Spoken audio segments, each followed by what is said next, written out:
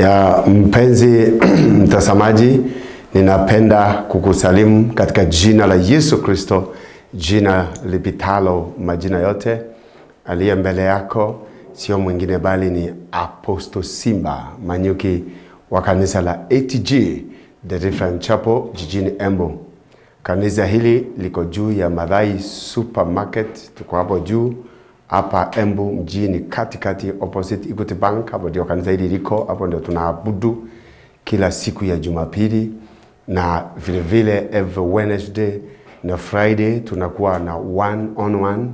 Ndio siku ile ya huduma ambaye tunapata nafasi, tunakaa na wewe, tunakusikiliza, ninakusikiliza kulingana ile neema Mungu amenipatia, alafu ninaweza kuelewa anga yako iko namna gani. Hapo unaweza ukasaidika, na Mungu amenipaka mafuta kwa sababu ya hiyo, ili niweze kukusaidia wewe mtazamaji, na Mungu akubariki sana.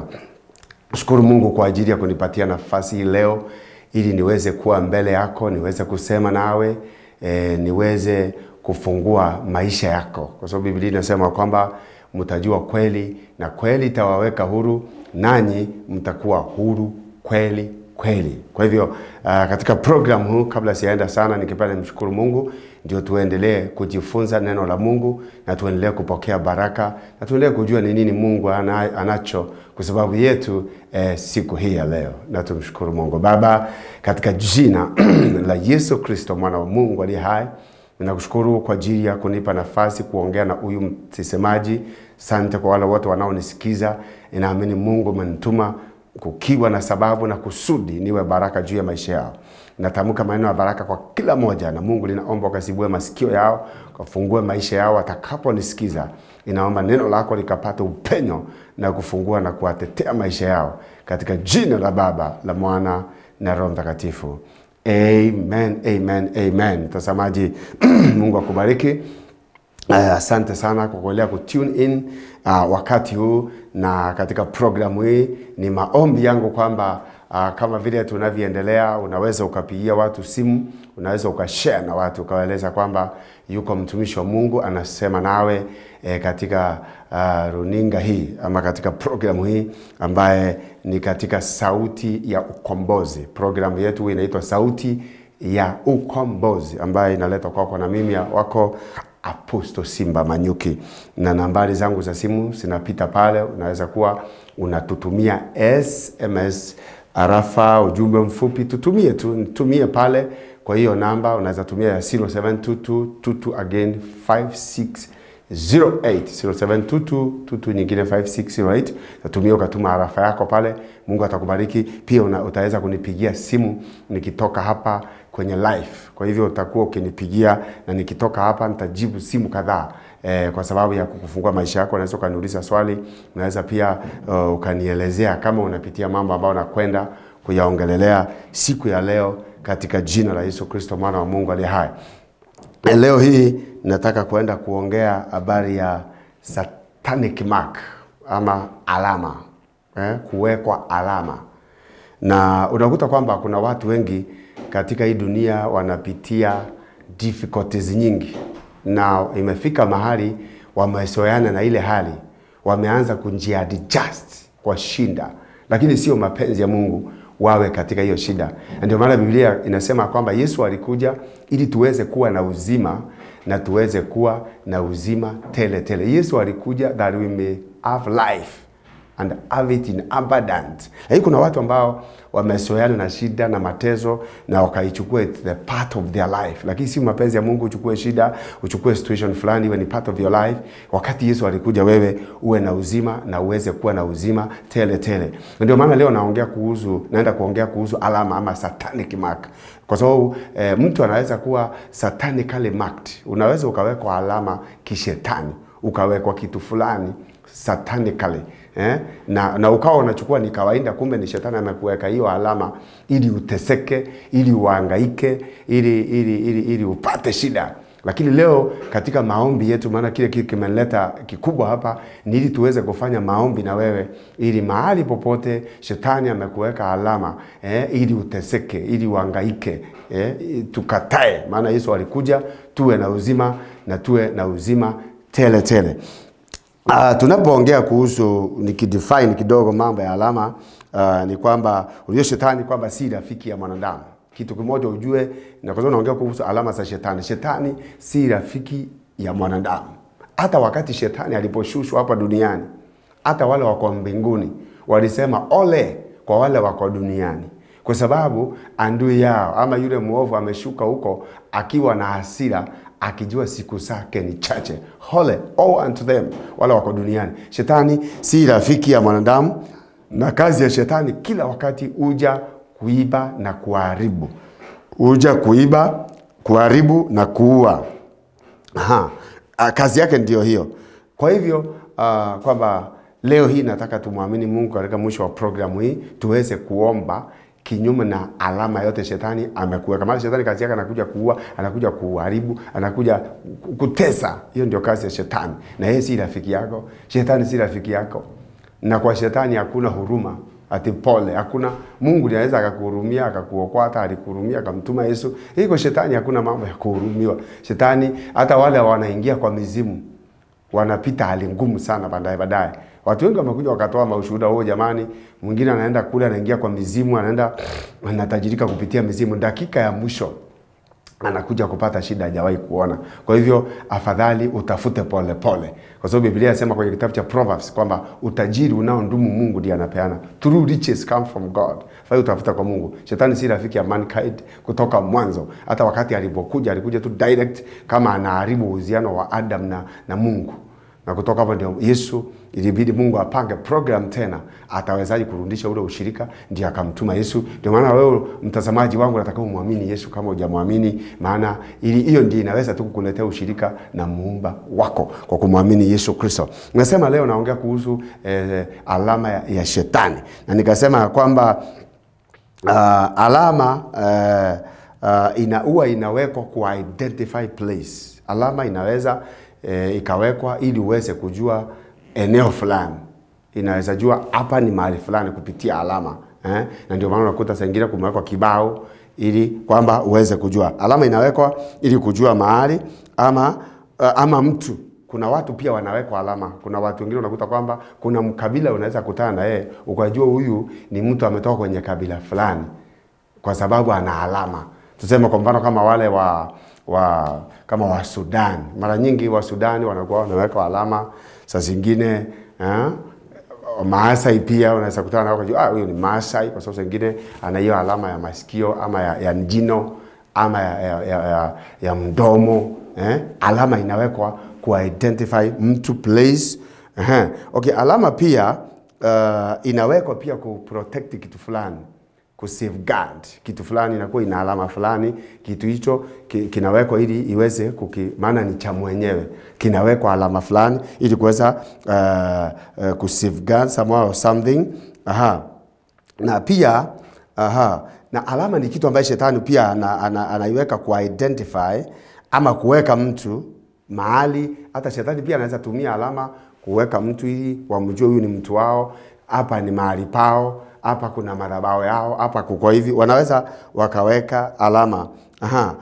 Na wakati kitu kiko na alama ni rahisi kukielewa. Wakati kitu kina alama ni rahisi kuki-identify kama kina alama. Kwa mfano, alama zinawekwa kila mahali. Alama inaweza wekwa hata kwa gari. Gari ziko na alama. Kila company unakuta kwamba wanatengeneza gari na wanaweka alama yao. Kwa mfano, gari kama ya Mercedes Benz unakuta kwamba ina alama. Hiyo gari ukiona hata kabla hujaikaribia usome jina Mercedes, inakuanga na alama mbele na hata nyuma. Kwa mfano pia hata magari kama kila gari, kampani zote za magari zinaweka gari zao alama. Kama ni Toyota inawekwa alama. Ukiona hiyo gari tu unajua, ukiona alama hata bila kuangalia jina unajua hii ni Toyota, unajua hii ni Honda, unajua hii ni Mitsubishi. Ukiona tu alama, inaweza kuwa ina mwili kama wa Toyota lakini inakaa kama Toyota lakini alama inakuambia si Toyota.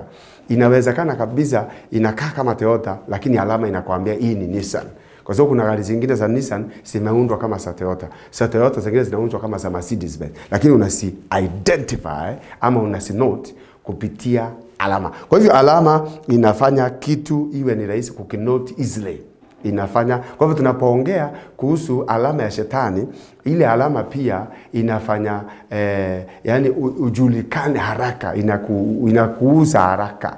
Na nimesema kuna wale ambao wanakuwa kwamba wamekuwa satanically marked. Na tutakuwa tunaingia kwa Biblia kuangalia mambo ya alama. Kuna watu wengi kwa Biblia pia waliwekwa alama. Mtu kama Kaini, tutakuwa tunasoma habari ya Kaini in the book of Genesis. Tutakuwa tunaona kwamba wakati ule aliua ndugu zake na nini, alikuja na Mungu akamweka Kaini alama.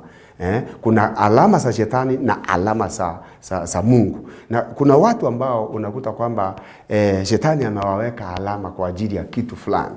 Saa zingine unakuta kuna mtu amewekwa alama ya failure. Kila pahali mtu akienda ana fail, akona hiyo alama. Kila mahali akienda amewekwa hiyo alama, ana fail. Kuna mtu mwingine amewekwa alama kwamba shetani alimweka hiyo alama, huyu mtu hawezi akaongoza. Kuna watu wana alama ya kutokuongoza. Kuna mtu amewekwa alama ya kuwa anaongozwa. Kuna mtu anawekwa alama kazi yake ni kuongozwa. Huyu mtu akiwa namba 2 ako sawa, lakini yeye kuwa namba 1 hawezi, alishawekwa hiyo alama. Na mara nyingi hizi alama asikui ni Mungu anakuweka hivyo, kwa sababu Mungu yeye ametubariki beyond the limit, hata zaidi.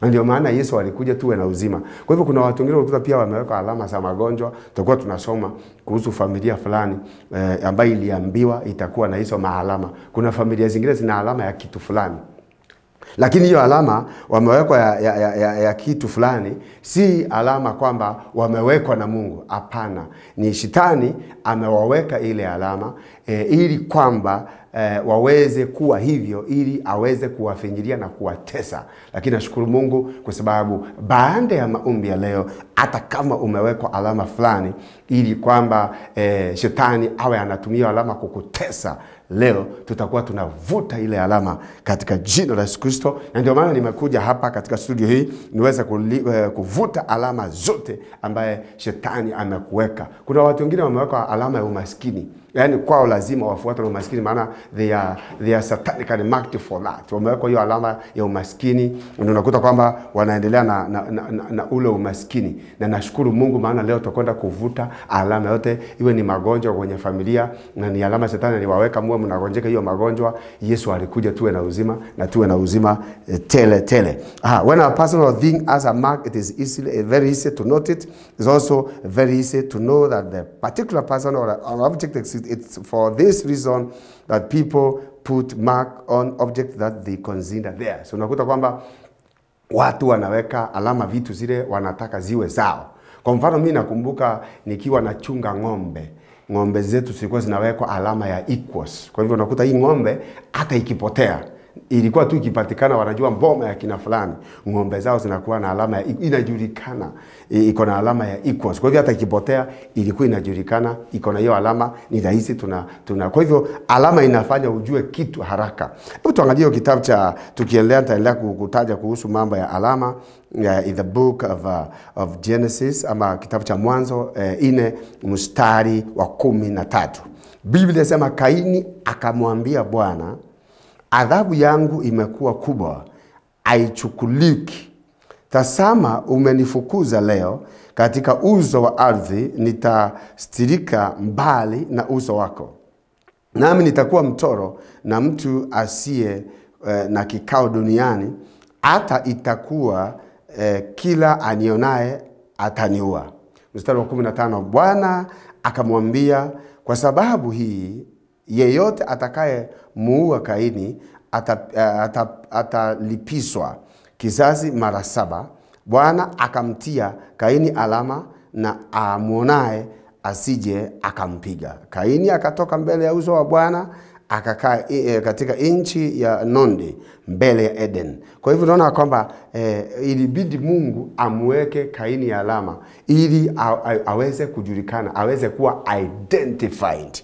Kuna watu ambao wamewekwa alama fulani wanakuwa identified. Kila mahali wakienda unakuta kwamba wewe ni mbarikiwa, lakini umewekwa alama ya kuteseka. Unakuta kuna watu wengine hata pamoja wamesoma, wana barua nzuri, wana madigrii, lakini unakuta kwamba chochote wanajaribu kufanya hata kitu rahisi kinakuwa ngumu kwao. Unakuta kwamba mtu huyu hata ajaribu, kuna alama fulani unakuta unawekwa ili usifanikiwe. Leo nataka tuamini Mungu, alama yoyote ambaye adui amekuweka kwenye maisha yako, leo tunakwenda kuivuta katika jina la Yesu Kristo, na mahali popote utakuwa unapita utakuwa unafanikiwa. Kwa sababu ni vibaya sana kuona kwamba Mungu amekupatia potential, lakini juu ya hiyo alama umewekwa. Eti kila mahali lazima uchapwe, lazima ufanyiwe mambo mabaya, kila mahali lazima uonewe, lazima uaibishwe, kila mahali unakuta kwamba wewe ndio unakuwa na alama ya mabaya, mpaka ubaya utendeke, wewe unakuwa identified. Umewekwa hiyo alama kila mahali mpaka wewe unateseka. Leo tunaenda kupambana na zile satanic mark katika maisha yetu katika jina la Yesu Kristo mwana wa Mungu aliye hai. Mtazamaji wangu, kumbuka anayesema naye si mwingine bali ni Apostle Simba Manyuki wa kanisa la ATG The Reference Chapel.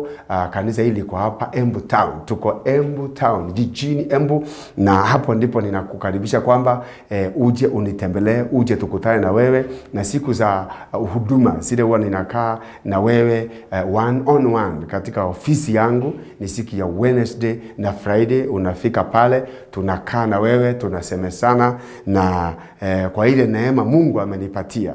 Maana ni vizuri kila moja azimame katika ofisi yake, na mtu yote hafai kudharau mwingine katika ofisi yake. Kama ni mwalimu aachiliwe, atoe watoto ujinga awafundishe. Daktari aachwe na yeye awadunge watu sindano. Mchungaji na yeye aachwe ili aweze kubadilisha watu katika mambo ya rohoni, kwa sababu kuhani ni mtu anaweza ingia kwenye ulimwengu wa roho na akashusha kitu akakileta katika physical. Na Mungu amenipa hiyo neema, na kupitia huduma yangu watu wengi wamesaidika, watu wamefunguliwa, watu ambao mambo yao iliharibiwa tunaingia kwa anga, tuna change hiyo mambo ambaye adui alikuja akajaribu kuyafanya kinyume na wale watu, na huyo mtu anakuwa huru. Kuna vitu nyingi unakuta mtazamaji kwamba vinahitaji spiritual attendance, spiritual clinic.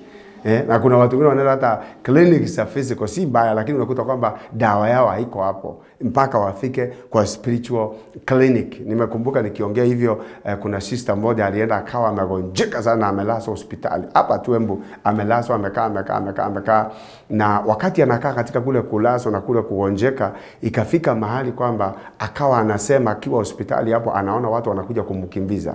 Daktari, maana alikuwa ni mtu anaelewa mambo ya Mungu, akaona huyu mtu kama anaona akikimbizwa, anaona akinyongwa, akaona hii sio kitu tu ya kudungwa sindano, na alikuwa ameweka madrip.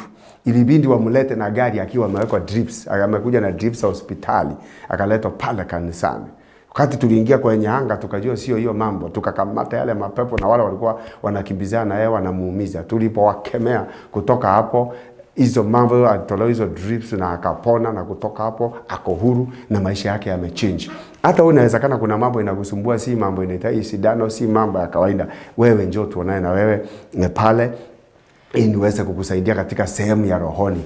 Na nimesema unaweza ukani SMS hapo sasa hivi, unaweza vile vile ukanipigia simu nikitoka hapa studio, na nitaongea na wewe, nitakusaidia. Lakini zaidi sana ningependa nije uje tukae na wewe. Ningependa unitembelee. Panga safari, vile utakuja kuniona, vile utakuja tukae pamoja tuweze kusaidiana mtazamaji. Nina mengi ambayo siwezi saa nyingine kuyasimulia yote katika mitandao hii, lakini tukikaa na wewe nitaweza kupata ripoti yako vizuri, na nitakusaidia kulingana ile neema Mungu amenipatia. Maana kila mmoja ana neema tofauti, na wewe kama una neema hiyo usione kama huyo mwingine yuko na shida. Hapana, kila mmoja ana neema tofauti kulingana na vile ameitwa na Mungu. Na kama wewe imekusidi, mfuandie mwingine. Kama wewe sio daktari wa meno, usinganganie kung'oa mtu meno kwa sababu wewe ni daktari. Kama wewe sio daktari wa operation, usiende kuoperate kama una hiyo neema. Kila moja, na mimi niko na neema ya ukombozi, kufungua watu na kuwaweka watu kulingana ile neema Mungu amenipatia, na nimefanya zaidi ya miaka 20 na nimeona vitu zikifanyika. Ningependa unitembelea hapo. Na hizi alama unasikia naongea za kishetani, ninaelewa vile zinatesa watu. Nakuta mtu akiwa na hiyo alama anahisi kuhangaika. Hiyo alama ikishafutwa, huyo mtu anakuwa fresh na maisha yake yanaenda mbali katika jina la Yesu Kristo mwana wa Mungu aliye hai. Naendelea kuongea kuhusu alama za kishetani, na nimesema pia kwa wale mko kule Kerugoya, kwa sababu tuko na madhabahu pale Kerugoya town hapo site. Wale watu wa Kirinyaga pale ama pale Kerugoya town wanajua site. Site ni hapo tu ukipanda kidogo kama kwa hii barabara ya kwenda Kagumo. Kanisa liko hapo tu direct hapo kwa lami. Tutembelee kila Alhamisi, huwa ninakuwa hapo na nashukuru Mungu kila siku ninaona watu wengi wanakuja pale, ninaendelea kuwasaidia. Nimekumbuka jamaa moja alikuja hapo Kerugoya hapo akakuja, alikuwa ni kama anatoka wazimu. Wakati alikuja pale akaletwa na sister in law, yani mke, yani na mke, akaletwa na sister ya mke wake. Alipoletwa pale, maana ile vitu alikuwa anafanya ilikuwa vitu za kawaida, na wakaona hisi kawaida, maana ujamaa akipata pesa, yani kwa sababu ile alama ya kutokufanikiwa alikuwa zote anaenda ananunua manguo mpya, anaanza kurarua, anaenda na tumizo pesa zote zikiisha ndio anakuwa na amani, anarudi kwa nyumba.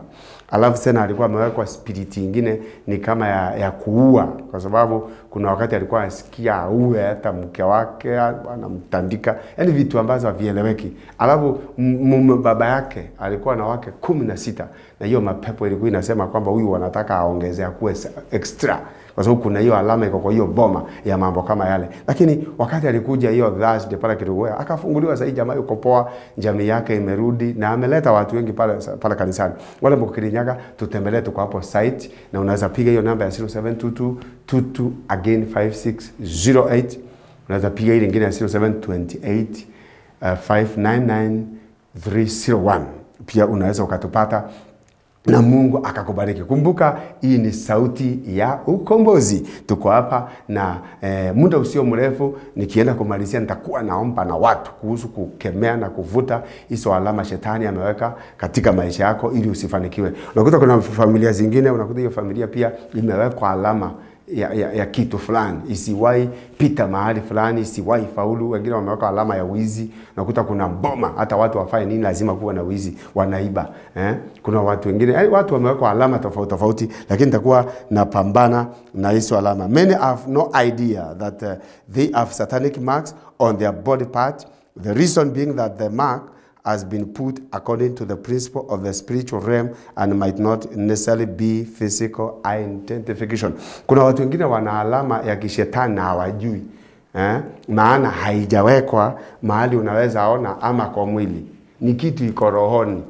Unakuta tu mtu akikuangalia hivi, anaona wewe uko hivi na hivi na hivi. Wewe ndio unakuta hata watu wengine unakuta mtu hajaandikwa mwizi, lakini unakuta kwamba kama askari akiangalia huyu mtu, hata si askari, mtu yote akiangalia mtu anaona huyu mtu ni mwizi, kwa sababu ana alama ya hiyo wizi. Mtu mwingine anaangalia mtu hiyo anajua huyu mtu ni kahaba, na si kwamba ameandikwa mahali ni kahaba ama ni mwizi. Ana alama ya ukahaba, ana alama ya wizi, ana alama ya kitu kibaya, ana alama hata ya ugonjwa fulani. Kwa hivyo kuna mtu ukimwangalia tu unamuona direct alama fulani. Kwa hivyo leo hii nataka niamini Mungu, alama yote shetani amekuweka kila mahali ukienda, unajikuta kwamba anakuuza. Leo hii tutakwenda kupambana na hiyo alama katika jina la Yesu Kristo. Tumeona pia hata mataifa yako na alama ya passport, identify their citizenship. Unakuta kila taifa linakuwa na alama kupitia passport. Unajua kwamba kila nchi hata bila kuandikwa hii ni nchi fulani, unaweza ijua hata kupitia bendera. Kama Kenya, ukiangalia bendera ya Kenya, hii ni nchi ya Kenya.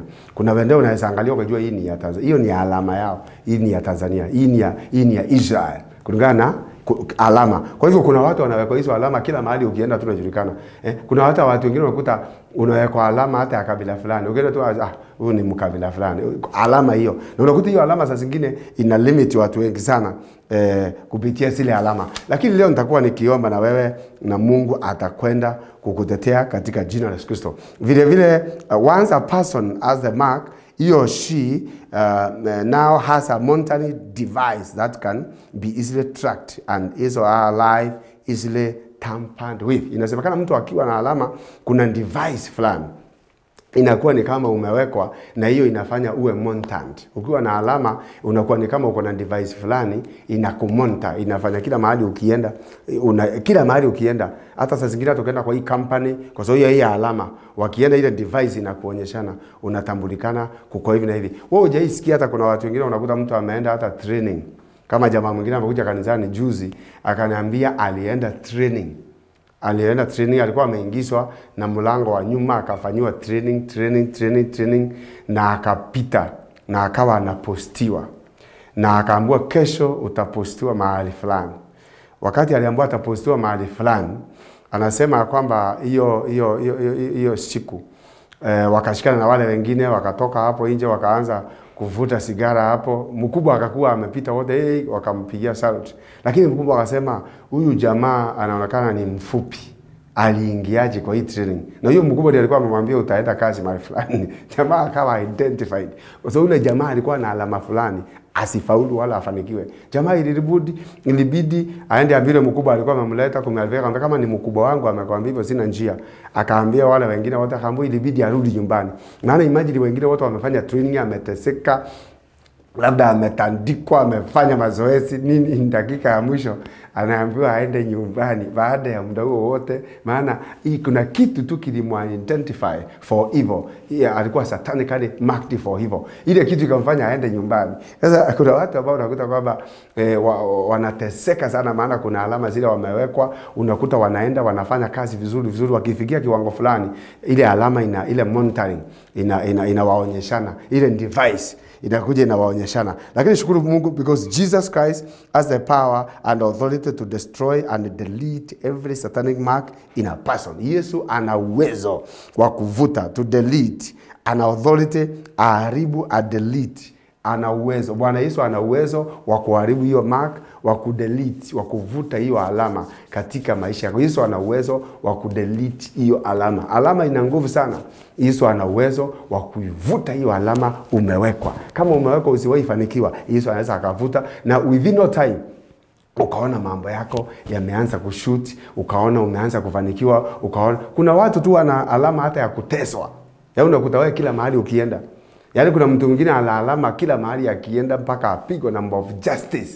Amewekwa hiyo alama tu ya kuumizwa. Kuna watu wamewekwa alama kila mahali akienda lazima aone mabaya. Unakuta wewe hata kama ni kwa gari unakuta inaanguka, wewe tu ndio unakatakata, maana una hiyo alama ya kumwaga damu. Wewe uko na hiyo alama. Damu ikitakikana wewe ndio unakujiwa haraka, maana already uko na hiyo device ya kuonyeshana damu. Sasa zingine kama ni watu wanataka kupunguzwa duniani, unakuta kwamba wewe una alama ya kwenda mapema, kwa hivyo wewe ndio wanakuchukua haraka kwa sababu wewe ndio rais. Kwa sababu hiyo alama unayo na imefungua mlango. Kwa hivyo ile alama wewe inafungua mlango wa mtu ili ateswe. Maana iko kwako, inakufungulia mlango udharauliwe, utukano, uteswe. Lakini leo hii katika jina la Yesu Kristo nataka niamini Mungu, alama yote shetani amesababisha ukawa nayo, amekuweka ili usiwahi fanikiwe, akakumark for evil, satanically marked for evil. Leo nataka tuamini Mungu, hiyo alama tutaivuta katika jina la Yesu Kristo. Mtazamaji wangu, bado naendelea na hii program, na nashukuru wewe ambao unaendelea kunitazama pale. Na vile vile nasema kwamba endelea kusimama na program hii. Nashukuru Mungu kwa wale partners ambao Mungu amewainua kwa sababu ya kusimama na huduma hii. Mungu awabariki sana. Partners, kama wewe Mungu amekubariki hata kwa mawako, sasa ninaongea, unasikia kwamba huyu mtumishi wa Mungu ninaweza nikasimama naye. Umesikia mtumishi wa Mungu ninaweza nikawa baraka kwake, kwa huduma yake. Basi unaweza ukajiunganisha na madhabahu haya through your sacrifice, na nitashukuru Mungu. Mungu akubariki sana unapoendelea kufanya hivyo, kujiunganisha na hii altar. Sema, mtumishi wa Mungu, nataka jiunganisha na madhabahu hayo, nataka niwe baraka kwako, nataka niwe baraka kwa ministry yako. Mungu akubariki sana. Kwa sababu hata kuja kwa madhabahu haya sio rahisi, inahitaji neema ya Mungu, inahitaji mkono wa Mungu, inahitaji Mungu awe na wewe. Si rahisi kuja kwa haya madhabahu, si rahisi kuniona kwako kupitia television. Ni Mungu, ni neema ya Mungu. Ninaomba hii neema ujiunganishe naye, kwa sababu vile vile neema inachukuliwa kule iko. Neema inachukuliwa kule iko. Kwa hivyo ni vizuri hii neema, maana imekuja kwako, kwa nyumba yako, ni vizuri hii neema uitap through your sacrifice. Na Mungu akubariki sana. Tunaendelea mtazamaji wangu, na pale mwisho kabisa tukimaliza hii program ndio nitakuwa nikikufungua, nitakuwa nikiachilia maombi, nitakuwa nikipambana na kila evil altar katika maisha yako, maana tunasikia Yesu alikuja ili tuwe na uzima tele tele. Kwa hivyo Jesus already has the power and authority. Authority cheza na kitu kito authority. Ikisha kuwa ordained, Yesu ako na authority ya kudelete hiyo kitu. kinafanya ukae chini kila wakati, kinafanya ukae maisha ya kufinyika kila wakati. Yesu ako na uwezo wa kudelete, authority to delete your problem, authority kutoa hiyo gadget ambayo inafanya uwe monitored kila mahali unaenda, authority kuvuta hiyo satanic mark katika maisha yako, katika jina la Yesu Kristo mwana wa Mungu aliye hai. Ninataka tuendelee bado, kuna vitu nyingi nataka niendelee kukuelekeza na kukusoma maandiko. Nataka sasa wakati imefika, nataka nianze kusoma maandiko nyingi ambazo sitakuwa sikikusaidia wewe, na Mungu atakuwa akikubariki katika jina la Yesu Kristo mwana wa Mungu aliye hai. Na pale mwisho nitakuwa nikiomba na wewe. Kumbuka anayesema naye sio mwingine, nimekueleza kama umefungulia television yako saa hii, ni Apostle Simba wa ATG Delivery Chapel jijini Embu, na kanisa nimesema liko juu ya Mabai Supermarket opposite Equity Bank. Amen.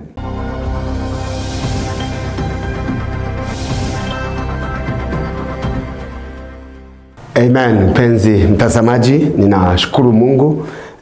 Ninaendelea bado na topic hii ya satanic mark, na nataka pia tuangalie mambo ya alama. Kitabu cha Ufunuo pia nimesema kwamba nitasoma maandiko kadha wa kadha kuhusu alama za shetani. Nataka niangalie pia kitabu cha Ufunuo, in the book of Revelation, ile 14 verse 9. Biblia inasema, na mwingine malaika watatu akawafuata akisema kwa sauti kuu, mtu awaye yote akimsujudu huyo mnyama na sanamu yake na kuipokea chapa katika kipaji cha uso wake au katika mkono wake, yeye naye atakunywa katika mvinyo ya ghadhabu ya Mungu iliyotengenezwa pasipo kuchanganywa na maji, katika kikombe cha hasira yake. Naye atateswa kwa moto na kiberiti mbele ya malaika watakatifu na mbele za mwana kondoo. Mstari wa 11, na moshi wa maumivu yao upanda juu hata milele na milele, wala hawana raha mchana wala usiku, hao wamsujudio huyo mnyama na sanamu yake na kila aipokeaye chapa ya jina lake. Hiyo nitaongea kuhusu mambo ya alama. Kuna hiyo alama ambaye Biblia inasema siku za mwisho watu watawekwa alama kwenye kipaji cha uso na kwenye mkono wa kulia itawekwa alama fulani. Ni alama ya, sasa ndio Biblia inasema yeyote atakubali kuwekwa ile alama. Alama sio nzuri, kwa sababu hiyo kitu ni kitu ambaye kama utawekwa, ukionekana tu utakuwa unajulikana, kwa sababu kuweka alama, unaona kama hiyo inasemekana pia hiyo antichrist. Nikanganje tu hata saa hii dunia saa hii wanaendelea kudiscuss hiyo mambo, lakini ni kwamba ni kama labda wataenda kutimiza Biblia. Kuna mambo inadiscussiwa hata kule Ulaya. Kuna motion fulani ilikuwa imeletwa, hakuna mtu aelewi hiyo mambo, na kina Obama kule walikuwa wameleta hiyo motion ya uwekwe kitu hapa, kama unaenda kwa gari badala ya kushinda umebeba pesa, unaonyeshana kitu watu kwa mkono ama hapo kwa uso. Na nilikuwa nasikia ni kama hiyo motion inapitishwa kule Ulaya kwamba watu wawekwe hizo gadget. Kwa hivyo Biblia inakataa hizo alama, na inabidi Mungu atusaidie tuendelee kufundisha hata hivi vitu kanisani. Watu wajue kuhusu alama za 666. Watu wanasikia sikitajwa lakini hawajui ni nini exactly hizo alama. Lakini inasemekana yule mtu atawekwa alama ya hiyo mnyama ama hiyo beast makushalaba. Hiyo ni Revelation nimesoma 14 verse 9 to 11 ya kwamba yule yote atakubali kuwekwa. Malaika watatu ndiye alisema, akawafuata akisema kwa sauti kuu, mtu awaye yote atakaye msujudu huyo mnyama na sanamu yake na kuipokea chapa ama alama katika kipaji cha uso wake au katika mkono wake, yeye naye atakunywa katika mvinyo wa ghadhabu ya Mungu iliyotengenezwa pasipo kuchanganywa na maji. Yani unakunyweshwa hiyo hasira kama vile mvinyo, divai haijachanganywa na maji, inakuwa konk. Inasemekana hiyo divai konk haijachanganywa, haijawekwa maji. Hiyo ndio hasira, hiyo utanyweshwa ukikubali kuweka hiyo alama. Kwa hiyo Mungu atusaidie sana tusikubali alama yote ya shetani kwa maisha yetu, na ni maombi yangu kwamba hata wewe kuna alama fulani uko naye ya shetani, either you are marked for evil, lazima leo ikatae, maana unatakana upenye katika jina la Yesu Kristo. Kuhusu hiyo pia alama tena, ukiangalia pia in the book of Revelation 13:16, hiyo kitabu tu cha Ufunuo 13 verse, ili mambo tu ya hizo alama 13 verse 16, 13, 16 na 17 inasema kwamba naye akawafanya wote wandogo kwa wakubwa na matajiri kwa maskini na walio huru kwa watumwa watiwe chapa ama alama katika mkono wao wa kuume, in the right hand, au katika vipaji vya uso nyuso zao. 17 tena kwamba mtu awaye yote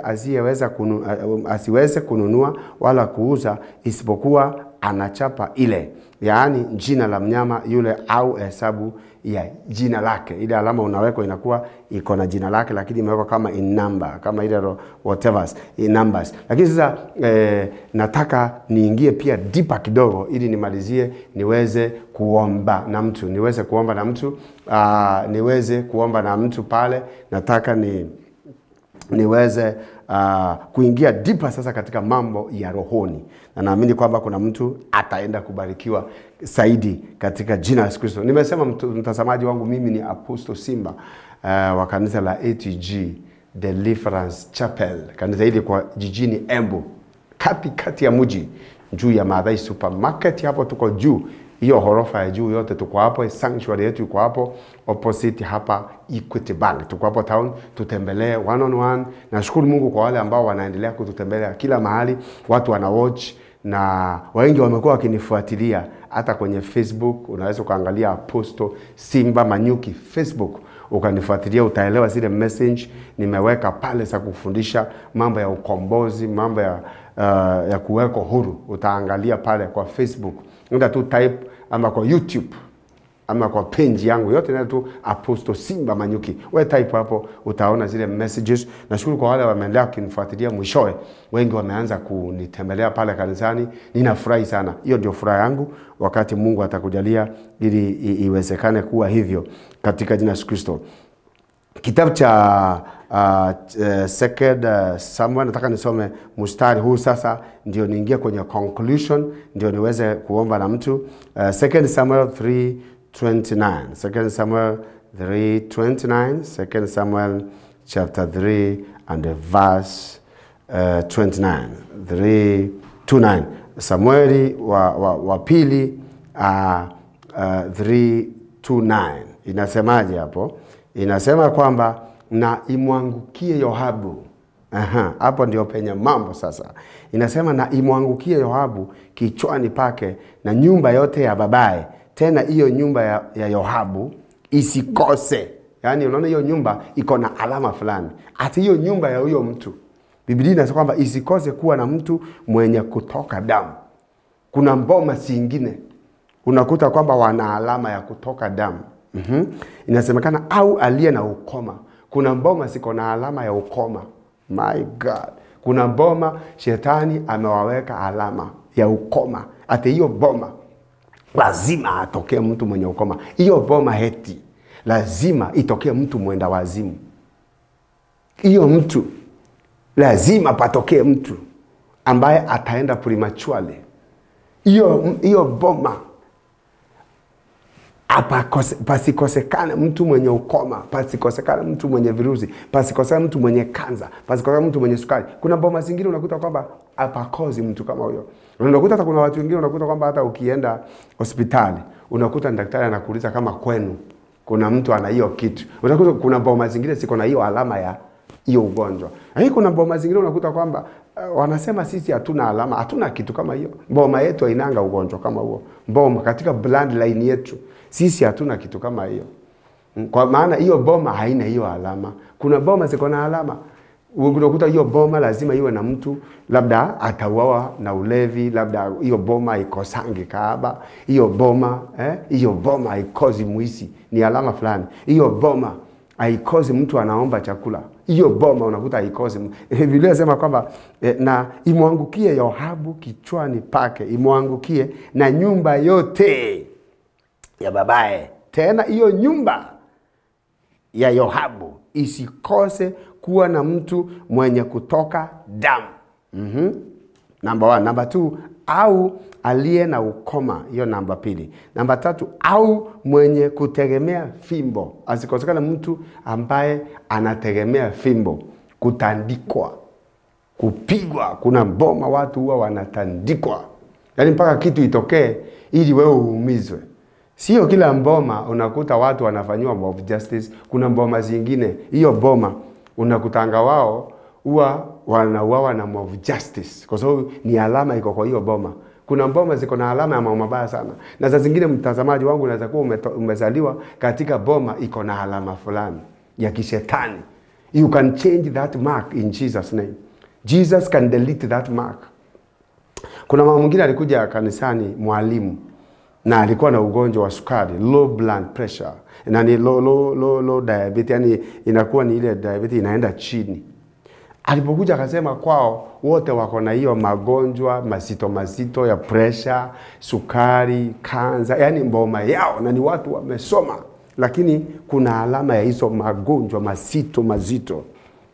Sasa akaniuliza tutafanyaje, maana wakati alishikwa na yeye na hiyo sukari, alijua pia ni mwisho wake, maana wale wote wanashikwa na hiyo magonjwa hawakai, wanaondoka. Na yeye akajua sasa na mimi nimekamatiwa hapo, nifanye nini? Kwa sababu kuna hiyo satanic mark kwa hiyo boma. Maana inasemekana hiyo boma yao mtu isikoze mtu mwenye sukari, isikoze mtu atauawa na kansa, isikoze mtu atashikwa na virusi vya ukimwi, isikoze mtu ambaye ataanguka kwa upanga ama atauawa na upanga, isikoze mtu atapigwa risasi, isikoze mtu ambaye atapigwa na mob justice. Kuna boma huwa asikozi hizo visanga, lazima wanapata mateso sana. Kuna boma ziko hivyo.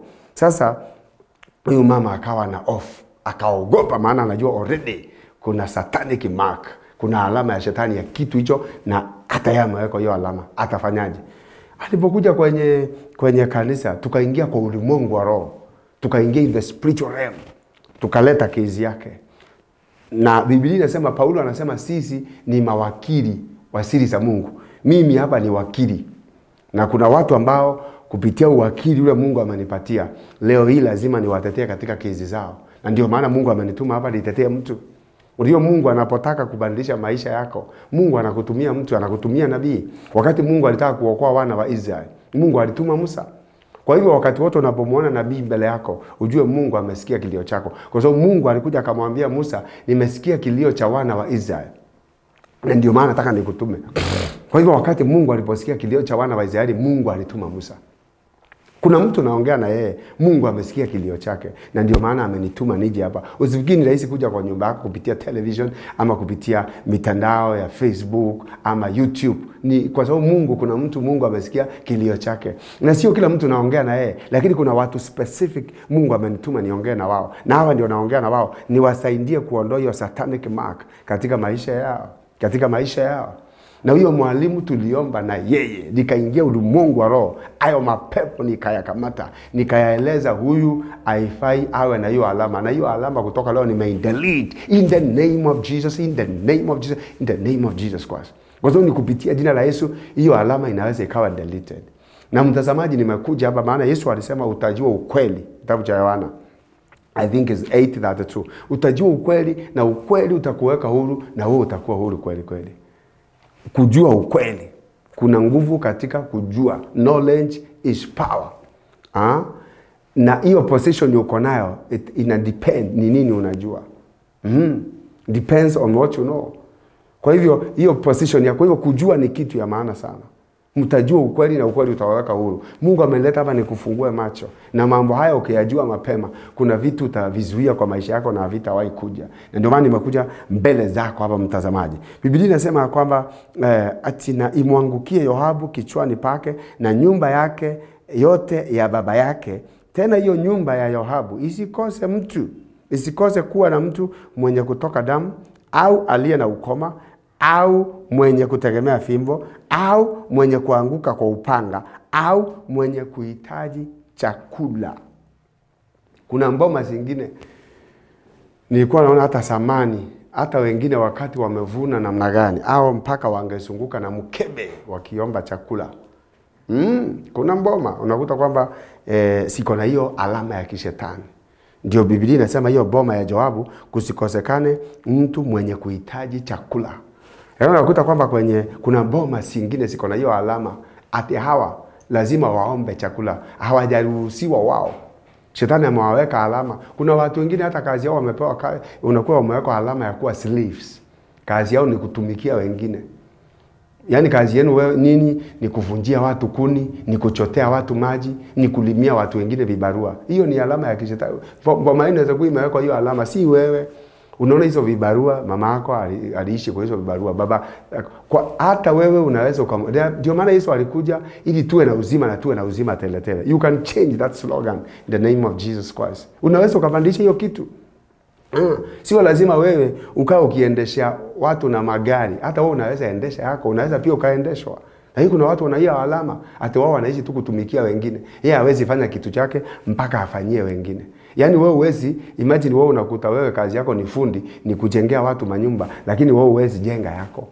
Kuna watu ambao wanatumikia wengine kwa hiyo. Unakuta kazi yako wewe ni kujengea wengine, wewe ujengi. Kazi yako wewe ni kulimia wengine, lakini wewe uwezi ukajilimia wewe mwenyewe. Kazi yako wewe ni kusaidia wengine wavune, lakini wewe uwezi ukajiudia mambo yako, uweze kuvuna wewe mwenyewe. Kwa sababu kuna hiyo alama. Shetani anasema kwamba pasikosekane mtu kama hiyo. Kuna mchungaji mwingine tuliongea na yeye, baba yake aliishi kusaidia watu kununua maplot. Na baba yake ndiye alisaidia watu wakanunua hiyo kataoni kote. Akiwa broker. Na yeye hakuwa na plot hata kama moja. Imagine akauza tauni mzima na hana plot, akapea watu wakainvest, lakini yeye mwenyewe hakuwa na plot. Wakati alizaa mtoto wake, naye mtoto wake naye kwa sababu ni kitu kiko ndani yao, na yeye akawa na connections hizo maploti, na yeye akaanza kuuzia watu. Watu wakaanza kumwambia, wewe babako alikuwa anafanya exactly kama wewe anauzia, lakini yeye hakuwa na plot. Akastuka akaona hii kuna alama ya kishetani, ili na mimi niife kama babangu bila kuwa na plot. Si ndiye akaingia kwenye maombi. Anasema akaingia kwenye maombi midnight. Kila midnight, saa 6 ile midnight ya usiku, analilia Mungu akimwambia Mungu, nimekataa. Alipoomba omba, anasema siku moja babake alimtokea kwa ndoto. Akakuja akamwambia, wewe umenisumbua sana, na kuanzia leo hicho umekuwa ukihitaji mimi nimekupatia. Huyu mchungaji anasema hapo ndipo Mungu alimconnect na mtu fulani. Akakuja akampa kiwango cha pesa kwa ile plot alienda kushika, na akaenda akanunua hiyo plot na akachukua title. Kuna watu wamewekwa alama hawezi akawa na title mpaka aishi kwa wengine. Yeye unakuta wewe umeishi kwa watu mpaka unakuja kufa. Kuna watu mpaka apewe kikao. Uwezi kusimama na miguu yako wewe mpaka kuna mboma huwa zinapewa mahali pa kulala. Wako na hiyo alama ya kishetani. Yaani wao mpaka hata wafanye nini? Mpaka wapewe mahali pa kulala. Hata wasome namna gani, hiyo alama waliwekwa inakujanga, inawafanya hata akijaribu kununua shamba atauza tu mpaka afike mahali aje apewe mahali pa kulala. Kuna watu hata akifanya nini mpaka afike mahali aombe chakula. Utakuta mtu huyo amekuja amevuma, lakini kuzua ile alama, maana ni gadget fulani amewekwa, inakuja inamuuza. Anajikuta amemalizwa. Anatumiwa njeshi fulani inammaliza, anakuja anaanza kuomba chakula. Anakuja anakuwa mtu useless. Anakuja anawekwa. Hata afanye nini? Kuna watu wako na hiyo alama hata ya kuwekwa. Kuna watu alama ya kuwekwa, unakuta kwamba umewekwa hiyo boma yenu kwa baba yako aliwekwa, aliishi amewekwa hata na mwanamke fulani mpaka akafa akiwa amewekwa, lakini yeye mwenyewe hajawahi weka. Hiyo kuna hata wanaume boma ziko na alama, unakuta wewe ni mwanaume lakini wewe huwezi ukaoa mpaka uolewe. Kuna wanaume huwa hawaoi wanaolewa na wanawake. Boma hiyo iko na alama ya kuolewa na wanawake. Hata ufanye namna gani inafika mahali mwanaume mpaka uolewe. Kwa sababu kwenu kuna hiyo satanic mark ya kuolewa na wanawake. Na kulingana na authority ya Mungu, wewe mwanaume unataka uoe sio uolewe. Kuna wanaume hawezi tafuta mpaka watafutiwe na wanawake. Kwa sababu hiyo ni alama ya kishetani. We can delete that spirit. We can delete that satanic mark in Jesus name. Biblia inasema na kwa hiyo boma pasikosekana mtu anamwaga damu. Kuna boma zingine ambao unakuta kwamba wako na alama hiyo nasema ya shetani, ni mpaka wamwage damu. Ndio unakuta huyo mtu akiingia tu hata akiride baiskeli, unakuta mpaka imwangushe akatwe. Inasemekana kwa hiyo boma pasikosekana mtu anamwaga damu. Kuna watu mpaka damu imwagike ndio kuwe na amani. Asipokatwa afadhali hata chupa tu imukate. Hawa ni watu ukuta wakiwa na hiyo alama ni dangerous. Kwa sababu ni mtu wanasema ati ukiwa na hiyo alama unakuta hata kama hakuna, hata kama umbo haitakuuma, unakuta hata kondoo inakuuma. Hadi wakuta ukiwa na hiyo alama, imagine unaingia kwa mboma fulani. Kwa sababu wewe uko na alama mpaka uume utoke damu. Hata kama hakuna umbo itakuuma, afadhali hata kondoo akuume. Utoke jabu tumsikiliza na mtazamaji. Na ndio maana nakwambia hii alama lazima tuitoe, kwa sababu sasa hii imeenda level unakuta kwamba unadharauliwa mpaka na mtu afai kukudharau kwa sababu kwenu kuna alama ya kudharauliwa. Mko marked for that evil. Kupata tu failure, yani tu kudharau, yani ni kitu kinauma sana. Ni kama mbisho mwingine, imagine alipata connection kwenda America. Alitoka hapa na amelipa kila kitu kufika airport. Kwa sababu ako satanically marked. Ilibidi arudishwe. Imagine unafika airport, unapofika airport unaulizwa kama una nini, hayo unaambiwa America huwezi ingia kama kuko hivyo, Nikawa jamaa mwingine pia alienda, alipoingia kwa ndege, akiwa kwa ndege kiatu ikapotea. Sasa kiatu imepotea, kumbe imechukuliwa na mapepo, kwa sababu mapepo haitaki afanikiwe, maana ako na hiyo alama. Alipofika America hana kiatu kimoja, akaambiwa huwezi ingia America kama una viatu. Sasa ilibidi arudi. Aliporudi kufika Nairobi, ikabidi aende kwa nyumbani Geshagi. Alipoenda huko anko yake, kumbe ndiye alichukua hiyo kiatu in the spirit na kikapotea. Anko yake alimwambia unaweza enda America hata uniambie.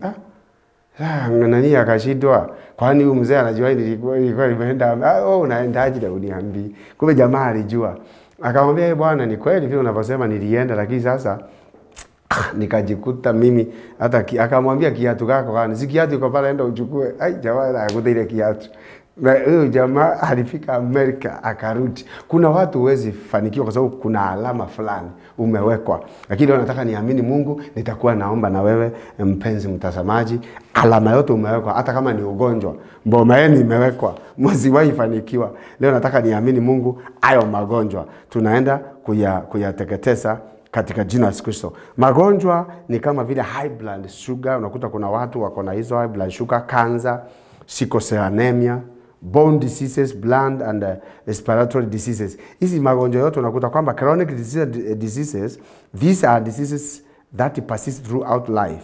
They don't respond to medication or treatment. They include. Okay, kuna watu ambao wanakuja, shetani ameweka alama ya magonjwa kiasi kwamba wanapata hii magonjwa ambayo iliko chronic. Chronic ni magonjwa ambaye inaendelea na mtu aisikii dawa. Kuna magonjwa mengine unakuta ukiyapata unakunywa dawa mpaka siku ile utakufa. Hiyo ni part of satanic marks. Na ndio maana Yoabu anaambiwa katika nyumba ya huyo Yoabu, pasikosekana mtu mwenye hiyo shida. Pasikosekana mtu mwenye hiyo shida. Consumption or wasting diseases, severe burning, fever and inflammation. Kuna watu wako na hizo magonjwa kama zile kwenye miili yao kwa sababu ni alama fulani. Na kuna mtu mwingine yeye hana hizo vitu, hana hiyo alama kwa sababu katika blood line yake hana hiyo. Lakini leo hii Yesu alikuja and we can delete all these things in the mighty name of Jesus Christ. Nisome tena. Biblia inasema nimwangukie Yoabu kichwani pake na nyumba yote ya Yoabu. Tena hiyo nyumba ya Yoabu isikose kuwa na mtu mwenye kutoka damu. Kuna watu mpaka damu itoke. Ni mpaka blood itoke. Either ugongwe, either ukatakatwe, either uanguke na gari, hata baisikeli. Lakini lazima kitu kifanyike hiyo boma hiyo, kwa sababu kuna hiyo alama ya kumwaga damu, au aliye na ukoma. Yani ukoma usikosekana kwa hiyo boma, mwenye kutegemea fimbo au mwenye. Sasa mtazamaji, na kueleza hivyo ni ili kwamba na kufungua macho ili mambo hayo unapitia usiyafanye part of your life na si kweli. Kwa sababu kuna mtu mwingine ametosheka, unakuta uko na hiyo ugonjwa umetosheka hata ushughuliki. Unakuta kwamba una shida hiyo ya kufail. Kila wakati ukipanga kitu, unapoenda kufanikiwa kitu kinatokea. Mambo yako inasambaratika na umetosheka, umeifanya ni kama part of your life. Imagine umeifanya kama ni part of your life na unakaa nayo, una-adjust maisha yako kwa shida na si mapenzi ya Mungu. Acha ku-adjust maisha yako kukaa kwa shida. Unaweza ukaamua ku-arise. Kwa mfano, nikielekea kumalizia namuona mwanamke mmoja anaitwa Ana. Alikuwa anaitwa Ana na ana mtoto. Huyu Ana alikuwa ameolewa na jamaa mmoja mwenye uwezo anaitwa Elikana. Alikuwa tajiri, ana kila kitu, na alikuwa ameolewa wakiwa na mwanamke mwingine anaitwa Penina. Sasa huyu mwanamke anaitwa Penina, Mungu akawa amembariki yeye anapata watoto, lakini Ana naye anaitwa Ana na hana mtoto. Lakini akakataa kutosheka kwa hiyo hali. Na Biblia inasema siku moja wakati walienda Shilo, walipotoka Shilo alikuja na akasema mimi lazima niende kwa nyumba ya Bwana. Biblia inasema aliinuka akaenda kwa madhabahu. Aliinuka akaenda kwa altar. Na mume wake alikuwa anamwambia hapana, wewe Ana, mimi nakupenda na mimi nakupenda hata zaidi ya huyo Penina, hata na hao watoto. Hata gift yeye naweza nakupatia hata gift kuliko yeye na hao watoto. Hata ukitaka nikuhesabia watoto na yeye wote nikupatie sawandi kupita hawa. Lakini Penina Ana akutosheka. Akasema hapana. Sio mapenzi ya Mungu niishi nikiwa tasa. God can change my situation. Naongea na mtu ambaye saa zingine ulikuwa umetosheka kwa hiyo hali, ukianza biashara inafeli, unaona kama ni kawaida, ukianza uchumba unafeli, unaona kama ni kumbe ni alama ya kwenu. Mkianza uchumba haiendi. Ati saa zingine mpaka muje muoe sasa ile mumeseeka. Hii ni kitu iko kwenu. Hiyo ni alama shetani amewaweka. Mwe nyote mnafuata hiyo pattern. Lazima mbreak hiyo pattern. Atakuwa nyinyi lazima mkazirike muue mtu. Ni alama iko kwenu ya hasira mpaka mnaua watu. Ni alama iko kwenu ya wizi hata mpaka muibe. Hiyo kuna watu wengine hata akipitia kwako hata kama hajashika kitu unakuta hata panga imemfuata. Yaani kwa sababu ana hiyo alama unakuta vitu zinamfuata. Kuna mtu angepitia kijijini. Watu walijua huyo mtu kama amepita basi mkae tayari mara hata vitu zitaanza kumfuata. Vitu lazima kitu kingepotea. Kwa sababu ana hiyo alama anafuata hizo vitu. Sasa huyo Ana Biblia inasema akarise. Akakataa kutosheka. Nilikuwa naongea kuhusu watu wako na hizi alama, lakini sasa wametosheka, wameadjust maisha yao, wamechukua ni part of their living. Na kumbe Yesu alikuja tuwe na uzima tele tele. Hakuna kitu hakiwezi change kwa Mungu. God can change situation yote mradi kama wewe utaamuka na uamue kuwa aggressive na ukatai hiyo kitu. God will change it. Ana ilibidi amuke. Biblia inasema Ana aliamuka akaenda kwa madhabahu. Wakati alienda katika hali ya maombi na kumulilia Mungu kwa madhabahu, kuna kuhani alikuwa anaitwa Eli. Eli ndiye akamwambia wewe mwanamke wewe toka hapo. Wewe toa ulevi wako hapo mama. Ana akamwambia mtumishi wa Mungu, mimi mjakazi wako, mimi si mlevi, lakini niko na hoja ndani ya moyo wangu. Eli akaona hii ni kitu nafikiri iko serious. Basi akamwambia basi kama ni hivyo basi Mungu akupe hoja ya moyo wako. Biblia inasema Ana aliamini Mungu hiyo siku na akaamuka akaenda akaoga akarudi nyumbani kwake. Na wakati aliporudi Biblia inasema alienda akapata ujauzito. Na kutoka siku hiyo akapata mimba na akapata mtoto, akamuita Samueli. Maana hata aliambia Mungu, mimi naomba tu Mungu. Hii hali sitaki, hata kama nimeolewa na mzee wangu ana shida na mimi, nimekataa hii hali ya kukaa nikichekwa, hata kama ni alama nimeikataa. Na akaambia Mungu naomba unibariki unipatie mtoto wa kiume. Na huyo mtoto Mungu ukinibariki naye nitampeana akaange kwa nyumba yako. Mungu alienda akamjalia baada ya kutoka kwa madhabahu, na Eli akamtabiria akamnenea, enda Mungu akujalia hoja ya moyo wako. Alienda na akapata mimba, mambo ikachange. Na yule mtoto alizaa Samueli. Kutoka hapo huyo ndio tulimsikia, hata watoto wa Penina hatukuwasikia tena. Kwa hivyo hiyo hali uko nayo, wacha kutosheka nayo. Kama unaumia, you are not satisfied, bando hauko sawa, acha kutosheka hiyo hali, you can arise. Hata wewe nimekuja leo kutoa halam.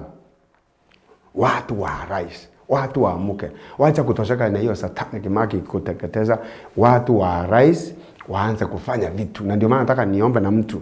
Na leo hii kando na hivyo, nitabirie mtu hapo kwa nyumba. Mahali popote unaniwatch, wala mnaniwatch kutoka Amerika kupitia mitandao, wengi wanakuwa wananiwatch sana kutoka Dubai, wengine hata wakula Saudi Arabia, ambaye niliwaombea wakapata kazi huko. Nataka uarise.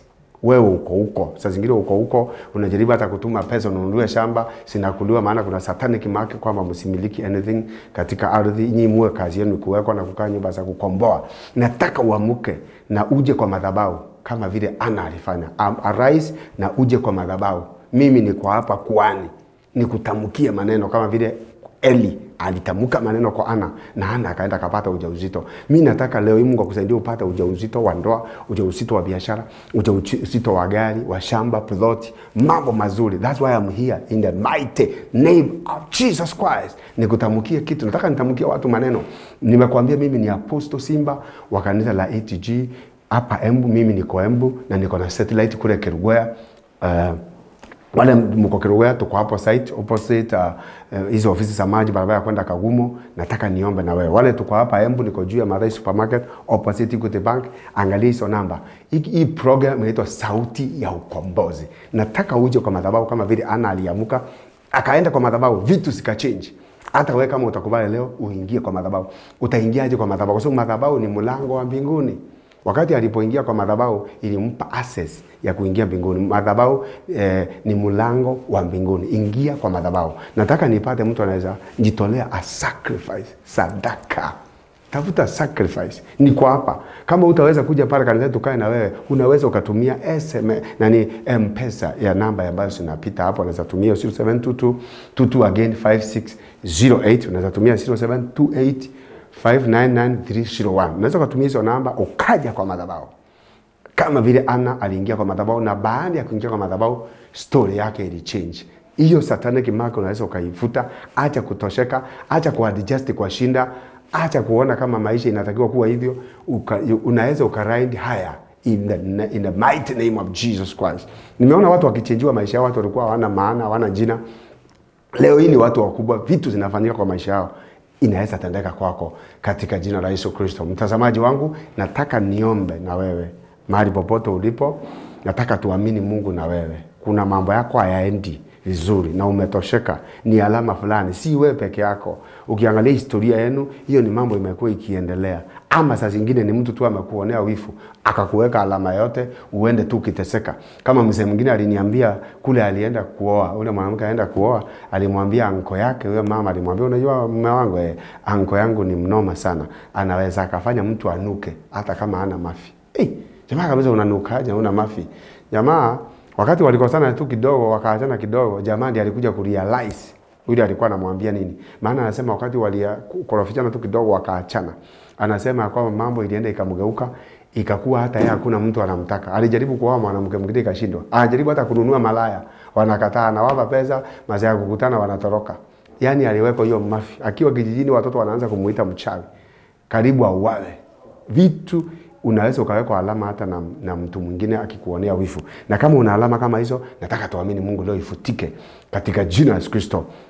Hebu tuombe na wewe, alafu baadaye tutajua itakwendaje. Na tuombe. Baba, katika jina la Yesu Kristo mwana wa Mungu aliye hai, ninakushukuru kwa ajili ya huyu mtazamaji. Umempa nafasi anisikilize leo, ninamdedicate kwako, na vunja madhabahu zote za wachawi na waganga, wafunga majini sinao watesa, alama za familia waliowekwa, alama za hiyo nyumba yao sinao teketeza mtazamaji.